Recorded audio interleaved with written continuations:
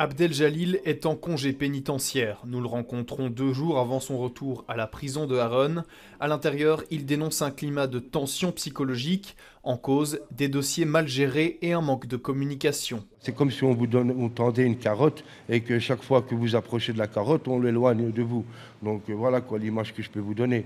Donc si on vous tend une carotte et que vous arrivez à votre but et que vous arrivez enfin à parvenir à vous en sortir, on vous la retire. Pour certains, cette frustration devient insoutenable. Moi, j'ai vu un cas, en tout cas, de suicide que j'ai vécu concrètement, qui était dans la section dans laquelle j'étais, où la personne s'est suicidée à cause de, justement, ces problèmes de dossiers, de gestion de dossiers et de suivi, que chaque fois il y a des reports et on ne sait pas pourquoi.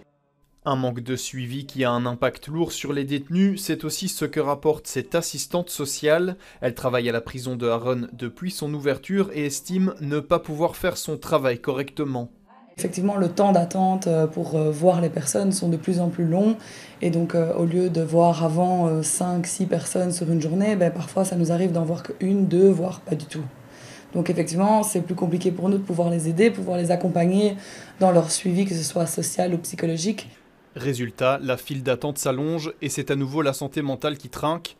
Contactée, la prison de Harone n'a pas répondu à nos questions sur le manque de personnel ou de suivi. Elle indique seulement que des procédures sont prévues quand des incidents surviennent, ainsi que des renforts fournis par la police et les services d'aide et de secours.